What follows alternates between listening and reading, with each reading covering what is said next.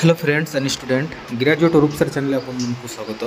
तो आज आम ए भिडियो आलोचना करवा +3 6 semester history honours paper 13 2 mark प्रश्न उत्तर जोटा कि आपनकर यूनिट 3 आपण मैंने देखिपे थंबनेल रे यूनिट 3 दिखाई तार पार्ट 1 आम आलोचना करवा कहीं पार्ट 1 टू आम आलोचना करवा जोटा कि आपनकर 2 मार्क प्रश्न उत्तर थो 1 मार्क प्रश्न उत्तर जितेटा थिला आलोचना कर सारी आ बैकग्राउंड वीडियो बैकग्राउंड रे जदि किसी साउंड आसुची तो सॉरी कहीं आजिकल जानते जे खरा बेसी तो से फैन रो आवाज हो पारे तो यहाँ आपनकर बहुत इम्पोर्टेंट जोटा कि आम वीडियो आरंभ कर आसीचु जोटा पेपर 13 रो यूनिट 1 टू स्टार्ट कर 1 टू तो सरी जाइए आपन चाहिए आम चैनल रे देखिपारे सब वीडियो कराई यूनिट 1 रो 1 2 3 मार्क आउ लॉन्ग टाइप क्वेश्चन सेमती यूनिट 2 रो मध्य 1 2 3 मार्क्स आउ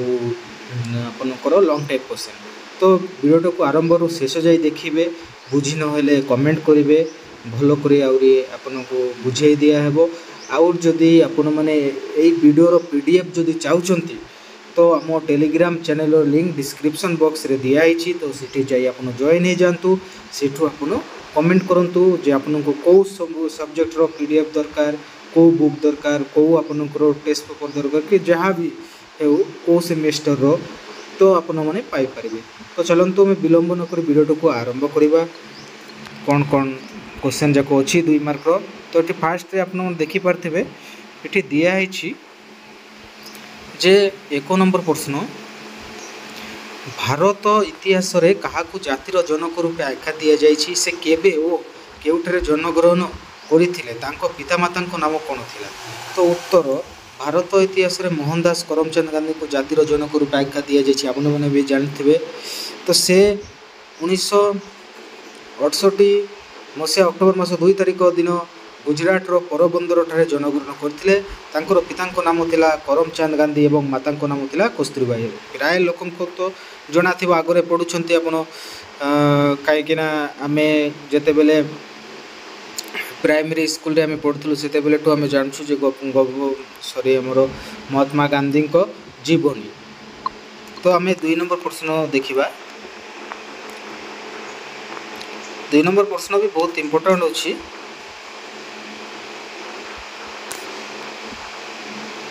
किए महात्मा गांधी को महात्मा आज्ञा भूषित करते आप जानते विश्वकवि रवींद्रनाथ ठाकुर गांधीजी को महात्मा आज्ञा भूषित करते।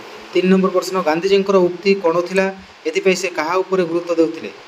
उत्तर ईश्वर ही सत्य गांधीजी उक्ति थिला। कौन सी राजनीतिक चिंताधारा उपरे गुरुत्वारोप करने परिवर्ते राजनीतिक चिंतन में सत्यर प्रयोग उपरे गांधीजी विशेष गुरुत्व देइथिले।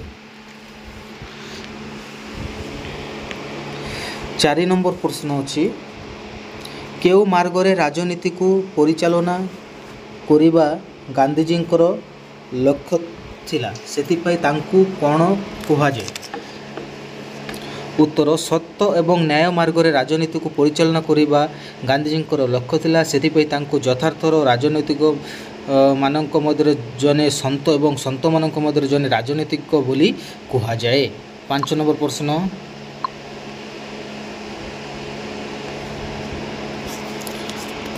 गांधीजी केउ कार्य चरमपंथी मानकर कार्यकलापर विरुच्चारण करिथिला।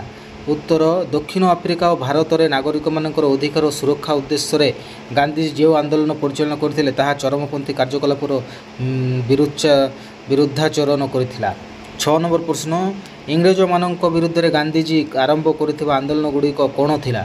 उत्तर इंग्रेज मानक विरुद्ध रे गांधीजी आरंभ करथिबा आंदोलन गुड़िक थिला खिलाफत आंदोलन असहयोग आंदोलन आईन अमान्य आंदोलन भारत छाड़ आंदोलन खिलाफत आंदोलन 1919 असहयोग आंदोलन 1920 आईन अमान्य आंदोलन 1930 भारत छाड़ आंदोलन 1942 मसीह होता। तो आपण मैंने देखिपे केते सुंदर भाव ये दिखाई जे आपन को मन रही जे खिलाफत आंदोलनटा 1919 मसीहा तापर 1920 आस तो असहयोग आंदोलन 1920 आईन अमान्य आंदोलन 1930 भारत छाड़ आंदोलन 1942।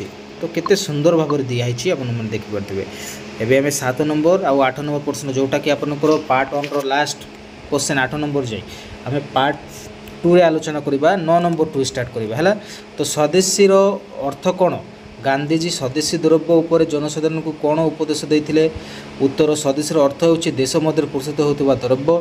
ଜଣେ ବ୍ୟକ୍ତି ନିଜ ଦେଶରେ ଉତ୍ପାଦିତ ଦ୍ରବ୍ୟର ବ୍ୟବହାର କରିବ ଏବଂ ବିଦେଶୀ ଦ୍ରବ୍ୟ ବର୍ଜନ କରି ସ୍ୱଦେଶୀ ଦ୍ରବ୍ୟ ଆହରଣ କରିବା ପାଇଁ ଗାନ୍ଧୀଜୀ ଜନସାଧାରଣଙ୍କୁ ଉପଦେଶ ଦେଇଥିଲେ। 8 নম্বର ପ୍ରଶ୍ନ, ଗାନ୍ଧୀଜୀଙ୍କୁ ସମାଜ ସଂସ୍କାରକ ଭାବରେ କିପରି ଚିତ୍ରଣ କରାଯାଏ? ଉତ୍ତର, ଗାନ୍ଧୀଜୀ ଥିଲେ ଜଣେ ସମାଜ ସଂସ୍କାରକ। ସେ ସମ୍ପୂର୍ଣ୍ଣ ନିଶା ନିବାରଣ ଚାହୁଥିଲେ। ମଦ ଦୋକାନ ସମ୍ମୁଖରେ ଧାରଣା ଦେବା ପାଇଁ ଜନସାଧାରଣଙ୍କୁ ପ୍ରବର୍ତ୍ତାଇଥିଲେ। ସେ ଥିଲେ ଅସ୍ପୃଶ୍ୟତା ବିରୋଧୀ। ହରିଜନମାନଙ୍କୁ ଘୃଣା ନ କରି ସେମାନଙ୍କୁ ମନ୍ଦିର ମଧ୍ୟକୁ ପ୍ରବେଶ କରାଇବା ପାଇଁ ଆନ୍ଦୋଳନ କରିଥିଲେ। ସେ ଏକକ ବିବାହକୁ ସମର୍ଥନ କରୁଥିଲେ ଏବଂ ଛାଡ଼ପତ୍ରକୁ ବିରୋଧ କରୁଥିଲେ। ବାଲ୍ୟ ବିବାହ, ପର୍ଦ୍ଦା ପ୍ରଥା, ଯୌତୁକ ବିବାହ ଆଦିକୁ ଗାନ୍ଧୀଜୀ ବିରୋଧ କରୁଥିବା ବେଳେ ବିଧବା ବିବାହକୁ ସମର୍ଥନ କରୁଥିଲେ। ତ ଆପଣମାନେ 8 নম্বର ଦେଖିଲେ କେତେ ଇମ୍ପୋର୍ଟାଣ୍ଟ, ବହୁତ କେତେ ସୁନ୍ଦର ଭାବରେ ପ୍ରଶ୍ନଯାକ ଆଉ ତା'ର ଉତ୍ତର ଦିଆହେଇଛି। ତ ଆପଣମାନେ ବିଳମ୍ବ ନ କରି ଭିଡ଼ିଓଟାକୁ ଲାଇକ୍ କରନ୍ତୁ, ଚ୍ୟାନେଲରେ ନୂଆରେ ଥିଲେ ସବସ୍କ୍ରାଇବ୍ କରନ୍ତୁ। ଆଉ ଯଦି ଆପଣଙ୍କୁ এই ଭିଡ଼ିଓର PDF ଦରକାର ତ ଆମ ଟେଲିଗ୍ରାମ ଚ୍ୟାନେଲର ଲିଙ୍କ୍ ଦିଆହେଇଛି ଡିସ୍କ୍ରିପ୍ସନରେ, ସେଠି ଯାଇ ଜଏନ୍ ହେଇଯାଆନ୍ତୁ। ସବୁ PDF ସେଇଠି ଆପଣମାନେ ପାଇପାରିବେ। ନମସ୍କାର। ଆଗ ଭିଡ଼ିଓରେ ଆମେ ଆଲୋଚନା କରିବା ଆଉ ଗୋଟେ ଇମ୍ପୋର୍ଟାଣ୍ଟ କ୍ୱେଶ୍ଚନ୍।